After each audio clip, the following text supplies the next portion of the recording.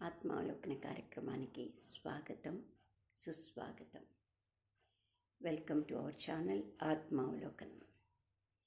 యథావిధిగా మనం ఆత్మావలోకనంలో ఒక మంచి మాటను, అవసరమైనటువంటి మాటను, ఆలోచింపచేసేటువంటి మాటను గుర్తు చేసుకుంటూ ఉంటాం. ఈరోజు మనము ఎంచుకున్న టాపిక్ యువత మనం ఆలోచించాల్సిన విషయాలు.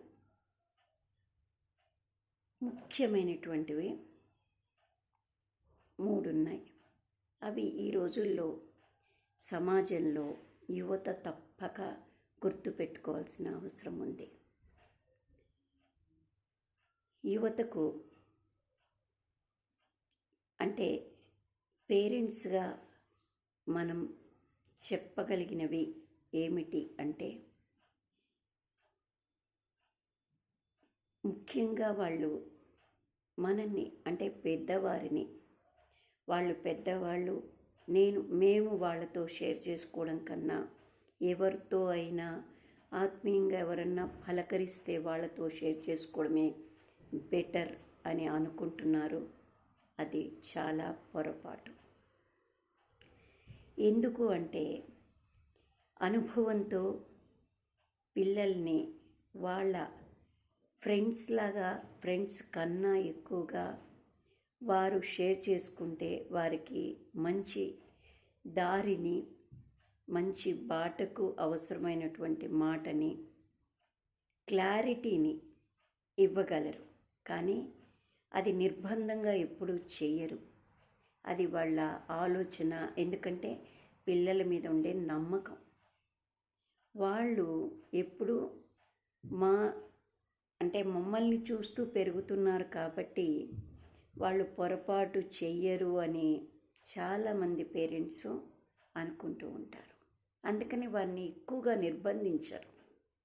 మీరు ఆలోచించగలరు, మీరు మంచిగా ఉండగలరు, మంచి నిర్ణయాలు తీసుకోగలరు అనే నమ్మకంతో వారిని చెప్పి వదిలేస్తుంటారు. కానీ వారికి అది ఆ టైంలో, ఆ ఏజ్లో, ఆ ఏజ్ గ్రూప్లో వీళ్ళు పాత మాటలు మాట్లాడుతుంటారు. మాకు సెట్ కావు, మా ఏజ్ గ్రూప్ వాళ్ళతోనే మేము ఉంటే బాగుంటుంది అనే భావనలో వాళ్ళకుండే ఆలోచనలని వాళ్ళతో పంచుకుంటూ ఉంటారు. అది ఒక్కొక్కసారి అనర్థానికి కారణమవుతూ ఉంటుంది. ఎందుకంటే ఒకే ఏజ్ గ్రూప్లో ఉన్నప్పుడు ఇరువురు కూడా అలాంటి ఆలోచనలలోనే ఉంటారు. కాబట్టి ఒకరు ఏదైనా పొరపాటు ఉంటే ఇంకోరు సరిదిద్దే అవకాశాలు ఉండవు. అందరూ పొరపాటు చేయడానికి అవకాశాలు ఉంటాయి. చేస్తారు అని కాదు, ఉంటాయి. అందువల్ల దాన్ని మామూలుగా అందరితో మంచిగా ఉన్నా కూడా పేరెంట్స్ని కూడా ఒక ఫ్రెండ్స్ లాగా భావించి వాళ్ళతో షేర్ చేసుకోగలిగితే వాళ్ళకున్న సమస్యలు తగ్గిపోతాయి. ఏదన్నా మనసుకు అనిపించినా కూడా తగ్గిపోతాయి. ఇంకొక కారణం ఏంటంటే దాచుకోవడం అనేది అది పేరెంట్స్కి సబబు కాదు, పిల్లలకు సబబు కాదు. ఎందుకంటే పెద్దలు కూడా వాళ్ళకేందిలే చెప్పేది అనే భావనతో వాళ్ళని ఎడం పెడుతూ మేము ఇన్ని రోజులు బాగా చేసున్నాము, కష్టపడున్నాము, ఇప్పుడు మా ఇష్టంగా ఉంటాము అనుకుంటే అది పొరపాటు అవుతుంది. ఎందుకంటే వాళ్ళని మనమే షేర్ చేసుకొని వాళ్లకు ఆ స్థానం కల్పించగలిగితే వాళ్ళు వేరే ఆలోచనలు ఉండవు. వాళ్ళు కూడా మన నుంచి కోరుకునేది పేరెంట్స్ నుంచి దగ్గరగా, తృప్తిగా మాతో గడపాలి అని. ఏదన్నా మనకి ఇబ్బంది ఉన్నప్పుడు నువ్వు చెప్పింది నేను చేయలేకపోతున్నాను, నాకు ఈ ఇబ్బంది ఉన్న కారణంగా నీతో మింగిల్ అవ్వలేకపోతున్నాను ఈ విషయంలో, అందుకని ఇది కాకుండా వేరే వాటిని నేను నీతో ఎప్పుడు షేర్ చేసుకుంటాను, ఇది నాకు ప్రాబ్లంగా ఉంది నువ్వు చెప్పింది అని వాళ్ళకు క్లియర్గా చెప్పగలిగితే ఆ ఏజ్ గ్రూప్కి ఈ బాధ అనేవి కానీ ఒంటి పరంగా కానీ, మనసు పరంగా కానీ, సమస్య పరంగా కానీ, ఆర్థికంగా కానీ వాళ్ళకి అంత అవగాహన ఉండదు. అప్పుడప్పుడే వస్తూ ఉంటారు కాబట్టి భూమిలో ఉంటారు. అందువల్ల వాళ్ళకు అవగాహన కొంచెం తక్కువగా ఉంటుంది. అందుకని పేరెంట్స్ కూడా తప్పకుండా వాళ్ళకు క్లియర్గా విడమర్చి చెప్పగలగాలి. ఒక్కసారి అర్థం చేసుకోకపోయినా మనము చెప్తూ ఉన్నప్పుడు అరే దీంట్లో రీజన్ కరెక్ట్ ఉందా లేదా అనే భావన వాళ్ళల్లో కలుగుతుంటుంది. అందుకని వీరు దాచిపెట్టకూడదు. పిల్లలు కూడా వీళ్ళకేంది చెప్పేది, వీళ్ళకు చూపించేది ఏంది, వీళ్ళకు చెప్పకపోయినా నేను అనే భావన వాళ్లకు ఉండకూడదు. అది ఒక్కొక్కసారి ప్రమాదహేతు అవుతుంటుంది. పెద్దదయ్యాక దాన్ని సొల్యూషన్ చేయడం కూడా కష్టతరం అవుతుంటుంది.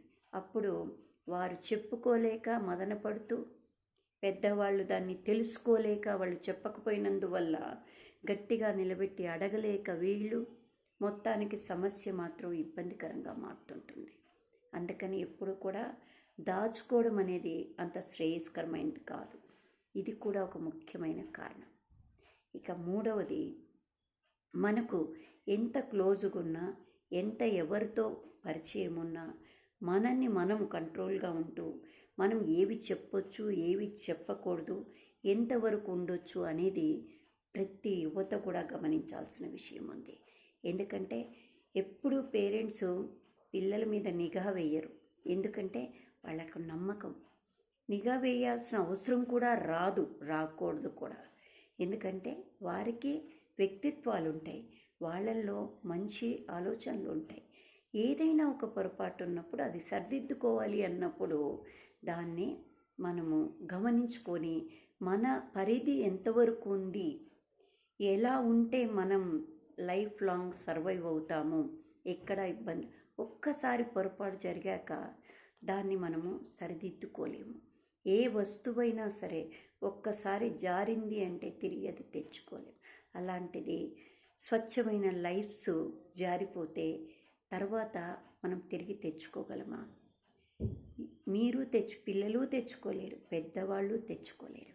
వాళ్ళు మిమ్మల్ని కష్టపడి పెంచేది బాగుండడానికి, మీ మంచిని చూడడానికి. అలానే పిల్లలు కూడా మంచిగా ఉండి భవిష్యత్తు బాగుండాలి అని కష్టపడతారు, ఆలోచిస్తారు కూడా. దాంట్లో చిన్ని పొరపాట్లను సరిదిద్దుకోగలిగితే యువత ఎప్పుడూ కూడా బాధపడదు. తల్లిదండ్రులు కూడా ఎవ్వరు కూడా వారి మీద కోపము కాకుండా నిదానంగా చెప్పడానికే ప్రయత్నం చేయగలగాలి. చేస్తేనే వాళ్ళలో మార్పు వస్తుంది. ముఖ్యంగా చెడు పూర్తిగా ఉన్న వాళ్ళను మార్చలేము, కానీ మామూలుగా ఉన్న ప్రతి పిల్లలు కూడా వాళ్ళల్లో చాలా వరకు మంచి ఉంటుంది. ఎక్కడో లోపం వల్లనే వాళ్ళు ఈ పొరపాట్లకు ఇదవుతున్నారు. అది మనము సమాజంలో తప్పకుండా ప్రతి పిల్లలు ఆలోచించాలి, యువత ఆలోచించాలి, పెద్దవాళ్ళు కూడా ఆలోచించుకోవాలి. ఉదాహరణకు నిన్న న్యూస్లో చూశానండి నేను. అవునంటారా కరెంట్? చూడండి, మీరే ఆలోచించండి అందరూ. అది యువత కానీ, పెద్దలు కానీ, మిడిల్ క్లాస్ కానీ, మిడిల్ ఏజ్లో ఉన్నవాళ్ళు కానీ, గ్రూప్ ఎవరికైనా వర్తిస్తుంది. ఆలోచిస్తా. కొత్తగా పెళ్ళైన వాళ్ళకి కానీ ఎప్పుడైనా పొరపాటు అనేది జరగకుండా చూసుకోవాలి అంటే మనం అందరూ కూడా ఒకరికొకరు, పేరెంట్స్ కానీ పిల్లలు కానీ మంచి అవగాహనతో ఉండాలి. అది ఉంటే ఎప్పుడు కూడా సమస్య జటిలం కాదు, ఇబ్బంది పడము. నిన్నటి న్యూస్లో స్వాతి ప్రియ అటండి, ఐఐటీలో చదువుకుంటుంది. చక్కగా చదువుకుంటున్న అమ్మాయి ఏమైందో, ఏ కారణం చేత జరిగిందో తెలియదు కానీ సూసైడ్ అటెంప్ట్ చేసుకుంది. నిండు జీవితం కష్టపడి వాళ్ళు చదివిస్తూ కాలేజీల్లో ఉంచి, ఎందుకంటే నమ్మకం, మిమ్మల్ని మీరు ఇబ్బంది పెట్టుకోరు, పిల్లలు వాళ్ళు బాగుంటే మేము ఎక్కడున్నా వాళ్ళు బాగున్నారు, చదువుకుంటున్నారు, లేదు మంచి పనులు చేసుకుంటున్నారు అనే ధైర్యంతో తల్లిదండ్రులు ఉంటారు. అలాంటి క్షణికమైన ఏ కారణమో మనకు తెలియదు, కానీ మొత్తానికి లైఫ్ని ముగించుకుంది అమ్మాయి. అలా ఎంతమందో ఎందుకు జరుగుతున్నాయి? వాట్సాప్ చూడొద్దు అని చెప్పిందట, అని రాసిందట దాంట్లో కాగితంలో. మరి ఎందువల్ల? ఎక్కడో చిన్న పొరపాటు ఒక నిండు జీవితాన్ని బలికొనింది. అదే కాకుండా ఆ పేరెంట్స్ ఎన్ని ఆశలతో పెంచి పెద్ద చేసుంటారో కదా, వారి లైఫ్ అంతా మర్చిపోగలరా? లైఫ్ అంతా మర్చిపోలేరు. అది ప్రతి క్షణం గుర్తుకొస్తూ వాళ్ళు కూడా జీవితాంతం శిక్ష అనుభవించాలి కదా. అది వాళ్ళ పొరపాటో తెలీదు, ఆ అమ్మాయి పొరపాటో తెలీదు. తెలిసినా ఒకవేళ లీగల్గా ప్రొసీడ్ అయినా దానివల్ల వీళ్ళ ఆత్మ శాంతిస్తుందా, తృప్తి పడుతుందా, పోయిన బిడ్డను తెచ్చుకోగలరా? లేదు, ఏం చేయగలరు? అందుకే మనసుతోనే ఆలోచించుకోవాలి. మనుగడలో చిన్న చిన్న పొరపాట్లను సరిదిద్దుకోవాలి. జీవితాల్ని సక్రమంగా సాగింపజేసుకోవాలి. అటు ఇరువురు, పేరెంట్స్ అయినా ఇటు పిల్లలైనా అందరూ ఆలోచిస్తే ఈ సమస్యను కొంతవరకు పరిష్కరించుకోగలుగుతాము. అందుకని ఆ దిశగా మనము అందరము ఆలోచిద్దాము. ఆ అమ్మాయికి మనసు శాంతించాలని కోరుకుందాము. అది చాలా బాధగా కలిగించింది, అందుకే ఈ వీడియో చేస్తున్నాను. ఎందుకంటే ఈ వీడియో ద్వారా అయినా, అంటే ఈ ఒక్క వీడియో అని కాదు, కొన్ని వేల మంది ఎన్నో కౌన్సిలింగ్స్ చేస్తున్నారు, చెప్తున్నారు. కానీ ఆలోచించడంలో కొంచెం మనము ఆ ఎన్నో వీడియోలు మామూలు రొటీన్లో ఉండేవి లేదు, మనకు పనికి రాకుండా ఉన్నవి కూడా చూస్తుంటాం. కానీ మనకు పనికొచ్చే విషయాన్ని మనము వద్దని తోసేసేదాన్ని కూడా ఒక్కసారి చూస్తే మన లైఫ్కైనా పనికొస్తుంది, ఇంకెవరికైనా చెప్పడానికైనా పనికొస్తుంది అనే వీడియోల్ని తప్పక మంచి వీడియోల్ని చూడాలి. చూస్తేనే మనము సరిదిద్దుకునే అవకాశం మనకు కలుగుతుంది అని నేను భావిస్తున్నాను. మీరేమంటారు? మీరు కూడా ఏకీభవిస్తారనుకుంటున్నాను. ఇలాంటి సమస్యలు ఇంక మీదట రాకుండా ఉండాలని, యువత అందరూ బాగుండాలని, వాళ్ళు బాగుంటేనే సమాజం బాగుంటుంది, మన భారతం బాగుంటుంది. కాబట్టి తప్పకుండా వాళ్ళు ఎప్పుడూ మంచి దిశలో ఉండాలి అని కోరుకుంటూ ఈ వీడియోను ఆ యువత కోసంగా ఈ కారణాలని గుర్తు చేసుకోవాలని మరీ కోరుకుంటూ రిక్వెస్ట్ చేస్తూ థ్యాంక్ యూ. Like, subscribe.